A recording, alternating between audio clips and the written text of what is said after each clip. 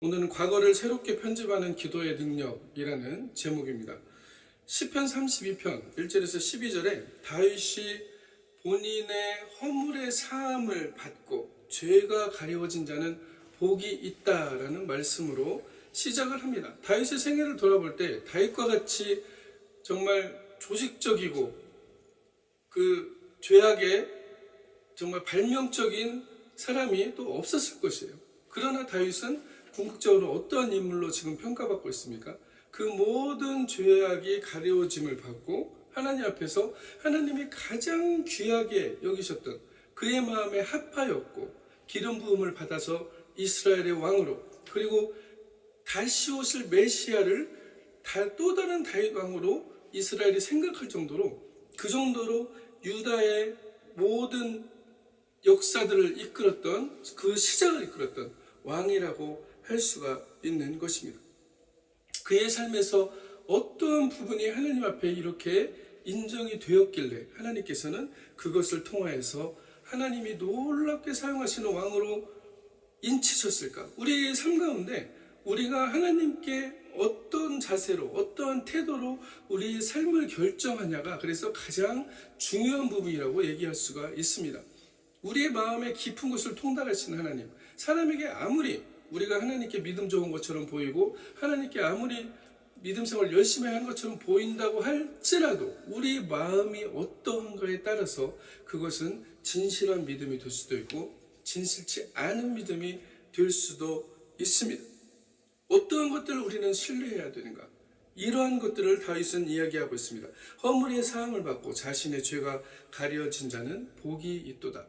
하나님께서만이 우리의 허물을 사하실 수 있고 우리의 죄들을 가려워 주신다는 것을 발견하는 자라고 말씀하고 있는 것이죠. 마음의 간사함이 없고 여호와께 정죄를 당치 한 자는 복이 있도다. 마음의 간사함이라는 것은 무엇입니까? 마음의 간사함이라는 것은 우리 마음에 그러한 마음들이 들어온다는 거예요. 내가 스스로 나의 죄를 가릴 수 있을 것이다.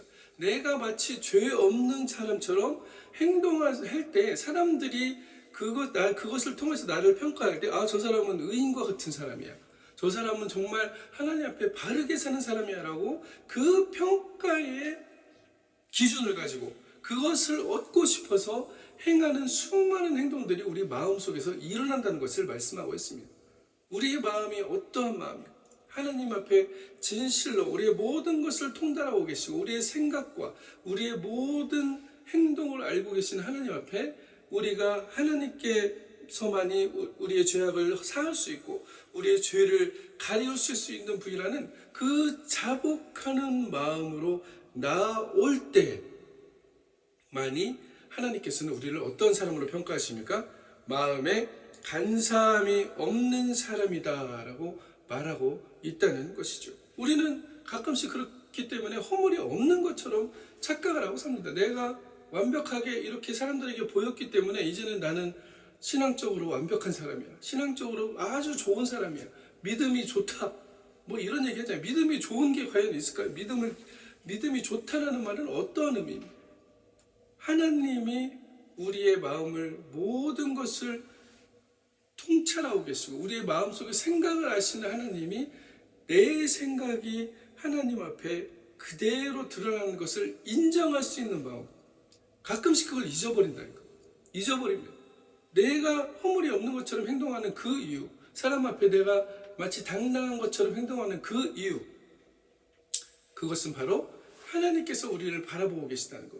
때로는 우리는 코람데오라는 것을 이야기합니다. 하나님 앞에 서서 살아가는 것처럼 그렇게 내 마음을 지키려고 노력하면서 살아가지만 우리의 마음은 항상 죄악으로 달려가는 그 길에서 멀어지지 않는다는 것을 수도 없이 발견하면서 살아갑니다.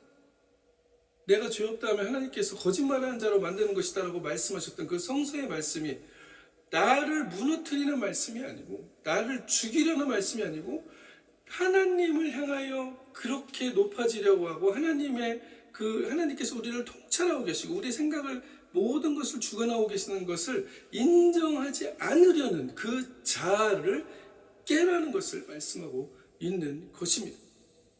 우리의 행동은 어떻습니까? 누가복음 6장 41절 42절에 보면 어찌하여 형제의 눈 속에 티는 보고 내 눈 속에 들보는 깨닫지 못하냐. 너는 내 눈 속에 있는 들보를 보지 못하면서 어찌하여 형제에게 말하기를 형제여 나로 내 눈 속에 있는 티를 빼게 하라 할 수 있느냐. 이런 사람들을 성서에는 뭐라고 했습니까? 의식하는 자여 먼저 내 눈 속에서 들보를 빼라. 그 후에야 내가 밝히 보고 형제의 눈 속에 티를 빼리라 라고 말하고 있습니다. 내가 무엇을 한다는 것이 아니고 우리의 마음의 자세와 마음의 태도를 이야기하고 있는 것입니다. 우리가 이러한 마음으로 하나님께 나아갈 때만이 이게 바로 자복하는 마음이다. 자복하는 마음. 이 자복하는 마음을 통해서만이 애통하는 마음을 통해서만이 하나님께서 주시는 은혜와 긍휼하심을 알 수 있다라고 성서는 이야기하고 있는 것이죠. 우리가 발견할 수 있는 것은 은혜밖에 없다는 것이에요. 근데 자꾸 우리는 은혜가 아니고 내가 건설한 의를 가지고 내가 건설한 신앙의 자부심을 가지고 하나님 앞에 나아가려고 하면 하나님 제가 이렇게 했어요. 하나님 저의 공적을 보세요. 제가 이렇게 지금 신앙생활을 하고 있고 이렇습니다 라고 하면서 하나님 앞에 그걸 가지고 인정을 받으려고 한다는 것이죠. 하나님께서는 그것을 인정하는 게 아닙니다. 우리가 무엇을 했느냐는 후속적인 부분이고 당연히 사마리아와 유다와 온 세상을 향해서 우리가 나아가서 우리의 발과 손으로 하나님의 복음을 전해야 되는 그러한 의무를 가지고 있지만 그 시작은 어디에 있느냐? 그 시작은 어디에 있느냐? 하나님의 은혜를 깨닫는 그 자복하는 마음이 시작이라는 것을 말하고 있습니다. 다윗은 엄청난 죄를 저질렀잖아요. 부하의 부인을 취하고 부하를 전쟁터에 조직적으로 나가서 제일 앞에 세워서 이스라엘의 제일 충성된 부하 장군인 우리아를 죽이는 일을 그는 서슴지 않고 범했다는 것을 말하고 있습니다. 그러면서도 본인은 의로운 것처럼 나단 선지자가 찾아와서 그 양을 빼앗은 비유를 들어서 똑같은 자신의 얘기를 할 때 그것이 자신의 이야기라고 깨닫지 못했다는 것이죠. 그 사람을 데려오라. 내가 당장 처벌하겠다. 이렇게 얘기하지 않습니까? 그때 나단이 뭐라고 합니까? 이 사람이 바로 당신입니다. 라고 얘기했을 때 그 말씀이 그 마음에 꽂혀서 그 마음을 깨트려서 그 외식하는 마음을 깨트리고 하나님께 자복할 수 있는 그 놀라운 은혜의 자리로 나아갈 수 있었다는 것을 말하고 있습니다. 우리의 신앙에서 우리는 어떻습니까? 주의 손이 주여로 나를 누르시오니 내 진액이 빠져 여름 가뭄에 마름같이 되었나이다. 우리의 영혼이 이렇게 피폐해가는 것을 알지도 못하고 그렇게 우리는 스스로를 어쩌면 자랑스러워하고 스스로를 의롭다 하고 있지 않은가라는 것이 바로 이 성서 본문이 주는 귀한 말씀입니다. 또한 이 말씀을 통하여서 우리의 과거에 지나간 일들을 새롭게 변화시키는 일들을 하고 있다는 것이죠. 어떻게 변화시키고 있습니까? 자복함으로 그 사건을 재구성함으로 내가 행한 일이 지워지진 않지만 내가 했던 그 사건에 대해서 하나님께서 주시는 그 은혜로만이 그 사건들을 재구성할 수 있다는 것을 얘기하고 있습니다. 이것은 이따가 조금 지나서 말씀을 드릴 텐데요.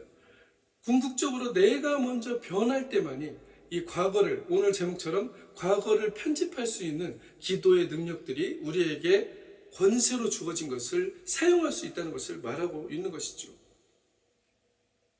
이렇게 피폐해져가는 영혼의 해결책은 무엇입니까? 내가 이르기를 내 허물을 여호와께 자복하리라 하고 주께서 주께 내 죄를 아뢰고 내 죄악을 숨기지 아니하였더니 곧 주께서 내 죄악을 사하셨나이다 라고 말하고 있습니다. 이로 말미암아 모든 경고하는 자는 주를 만날 기회를 얻어 주께 기도할지라 진실로 홍수가 범람할지라도 그에게 미치지 못하리라. 경건한 자를 다윗은 이러한 사람이라고 이야기하고 있는 것이죠. 우리가 얘기하는 경건, 거룩한다는 것은 구별됨이잖아요. 구별됨. 어떠한 것으로 구별됨입니까? 나의 행위로 인하여서 무엇을 구별하고 하는 것이 아니라 내 마음이 하나님께 그대로 보여질 수 있는 그 정직함, 마음의 간사함이 없는 것을 구별됨이라고 분명히 성서는 이야기하고 있다는 것이죠. 이러한 경건한 자들의 기도를 하나님께서는 들으시고 그들의 죄를 가리워 주신다. 죄를 사하여 주신다. 가리워 주신다. 죄의 가리움을 받는다라는 말이 그래서 중요한 말이에요. 사실은 예수 그리스도로 옷을 입고 그리스도의 보혈로 우리가 우리의 죄들을 뒤집어 쓸 때만이 하나님께서는 우리의 죄를 가리워 주시고 그리스도의 보혈을 보고 우리를 속량해 주신다라고 말씀하고 있는 것입니다. 유월절의 문설주에 어린 양의 피가 발라져 있을 때만이 그들은 구원을 얻었다는 것을 발견하시기를 바랍니다. 그들의 상태가 변한 게 아니었어요. 그들의 죄악의 상태가 변한 게 아니었어요. 죄된 모습을 가지고 있으면서도 마치 없는 것처럼 살아가는 그 위선적이고 외식적인 모습들을 하나님께 그대로 내어놓고 우리가 하나님의 은혜를 체험할 때만이 우리는 하나님께서 주시는 그 놀라운 죄의 가리움, 마음에 간사함이 없는 자라는 그 평가를 하나님께 들을 수 있다라고 말씀하고 있습니다. 그래서 진정한 기쁨, 내 삶의 진정한 기쁨을 얻으시길 원하신다면 우리의 이 모습을, 내 입을 열어서 이 모습을 그대로 자복하는 것이 중요하다는 것이죠. 인간은 자꾸 핑계하려고 한다는 거예요. 핑계. 이 핑계를 대려고 하는 게 어디서부터 시작됐습니까? 아담과 하와부터 시작이 됐죠. 저기 내 아내가 나에게 먹게 해서 그랬습니다. 저기 뱀이 나를 꼬여서 그렇게 됐습니다. 계속 죄를 전가시키려는 누군가를 찾는 거예요. 쟤 때문에 내가 이렇게 됐어요. 쟤 때문에 내가 이렇게 됐어요. 라는 죄를 전가시키려는 그 죄악의 성품을 그대로 가지고 있다는 것입니다. 이것이 또 하나의 간사한 마음이겠죠. 하나님께서 말씀하시는 마음의 간사함, 마음이 정직하지 못함을 말씀하고 있는 것입니다. 이런 자들을 하나님께서는 경건하지 않다라고 얘기하는 거예요. 그러면 결국 무엇의 문제입니까? 마음의 문제라는 것을 성서는 계속해서 이야기하고 있는 것입니다. 죄를 핑계치 않고 그대로 나의 마음에 있는 그것을 자복하여 내어놓을 수 있는, 하나님께서 다 보고 계신데도 마치 하나님도 모르는 것처럼 하나님께까지 숨길 수 있는 것처럼 행동하는 게 인간의 모습이었다는 것입니다. 그리고 지금도 그렇게 살아가죠. 그러나 우리는 나의 깊은 곳에 있는 그 모든 것들, 내 생각의 방향들, 이것들이 하나님께서 알고 계시기 때문에 그것들을 내어놓고 주님, 이것을 가리워 주시옵소서. 내 마음의 간사함이 아니라 정말 하나님께 정직함으로 나아가오니 주님, 이것을 통하여서 정말 하나님이 주시는 그 놀라운 은혜의 자리에 나아가게 해주시옵소서라고 말씀으로 우리가 입으로 고백할 때 우리에게는 진정한 기쁨을 허락하신다라고 말씀하고 있는 것입니다. 요한복음 15장 22절에 내가 와서 그들에게 말하지 아니하였다면 죄가 없었으려니와 지금은 그 죄를 핑계할 수 없느니라 라고 말하고 있습니다. 하나님은 인간의 성품을 정확하게 알고 있습니다. 핑계하는 인간들에게 이제는 핑계할 수 없느니라. 그럼 핑계할 수 없으면 어떻게 하라는 거예요? 죽으라는 얘기입니까? 그렇지 않죠. 핑계하지 말고 그 핑계의 자리에서 떠나서 하나님께 그대로 나오라는 것을 얘기하고 있습니다. 나오라는 것을 얘기해요. 그렇게 될 때만이 은혜라는 것을 발견한다는 것이죠. 내가 많이 탕감받은 자구나, 자격이 없지만 정말로 탕감받은 자라는 것을 발견할 수 있다는 것입니다. 그래서 오늘 본문 말씀에 주를 만날 기회를 얻어 기도하라 라고 말하고 있는 것이죠. 주를 만날 기회를 얻어 기도하라. 경건한 자는 주를 만날 기회를 얻어 기도하라. 우리의 과거에 수많은 일어났던 일들, 과거의 또 미래의 일들, 지금 행하고 있는 수많은 일들을 우리는 기도를 통하여서 하나님께 그대로 내어놓음으로써 그것을 자복함으로써 하나님께서는 그 죄를 가리워 주시겠다, 지워 주시겠다. 때로는 그 죄의 상태를 새로운 상태로 바꿔 주시겠다, 회복해 주시겠다라고 말씀하고 있는 것입니다. 우리가 이웃의 관계 안에서 과거에 수많은 이러한 일들이 있죠. 그런 일들이 있습니다. 사람들을 은혜의 마음으로, 하나님께서 주신 그 은혜에 탕감받은 자의 마음으로 이웃을 대해야 되는데 과거의 어떤 사건들 때문에 그들의 죄된 모습을 그대로 붙들고 있으면서 그들을 미워할 때가 많습니다. 그 분노에 휘어잡혀서 내가 스스로 그 미움에서 벗어나지 못할 때도 엄청나게 많습니다. 이것을 우리는 어떻게 해결해야 되는가? 이 과거의 일들이 지금 현재 아직까지 나를 붙들고 있고 내 안에서 하나님께서 주신 그 은혜와 사랑의 일들로 변화시켜지기를 우리는 정말 바라고 원하는데 생각이 들어올 때마다 그것들은 나에게 분노를 일으키고 미움을 일으키고 정말로 진노하는 마음들을 일으킬 때가 많다는 것이죠. 그것들을 우리는 과거로 돌아가서 그 자리에서 그 사람이 하나님의 형상으로 회복되었을 때 그 사람은 어떠한 모습으로 나를 대했을까라는 그 마음을 가지고 우리는 기도할 때 그 장면을 상상하면서 기도를 해야 된다는 것입니다. 이것이 바로 기도를 통해서 과거를 편집하는 하나님이 우리에게 주신 권세와 능력입니다. 그렇게 새롭게 그 당시의 상황을 구성하는 것입니다. 그러면서 기도하는 것입니다. 이 사람은 나에게 이렇게 용서받고 용서를 통하여서 이러한 새로운 하나님의 자녀로서 변화가 되었고 그 사람이 나와 그 당시로 돌아가서 대화한다면 이렇게 할 것이다. 이러한 사건이 일어났을 것이다 라고 우리는 기도하면서 하나님께 과거의 일들을 현재로 가져와서 기도하는 것입니다. 그렇게 되었을 때 어떻게 됩니까? 그 과거의 경험들과 기억들과 미움과 내가 묶여있고 아직도 벗어나지 못했던 것들을 계속적으로 하나님께서는 가리워 주시고 그것들을 회복시켜 주시고 변화시켜 주신다는 것이에요.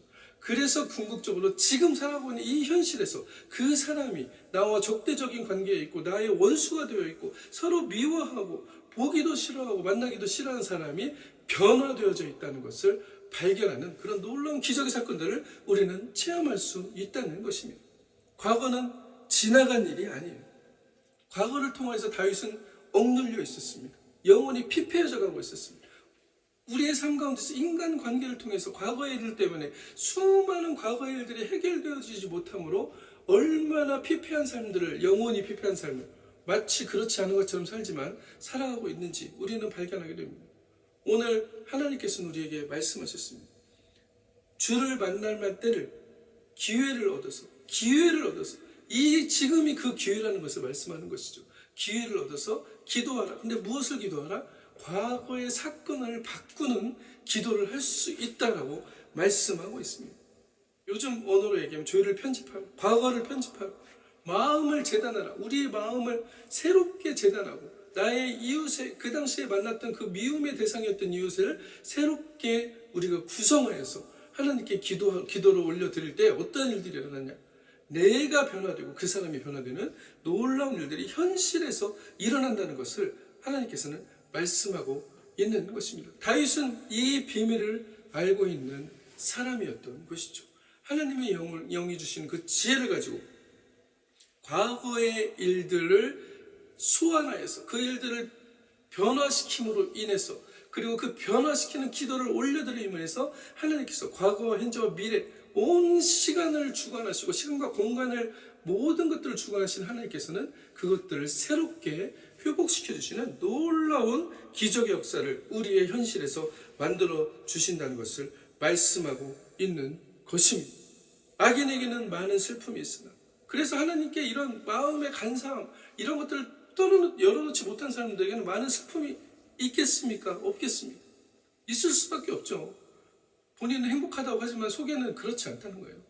자기도 모르게 영혼이 피폐해져 가고 있는데 알지 못한다는 것을 성서는 계속적으로 오늘 말씀하고 있는 것입니다.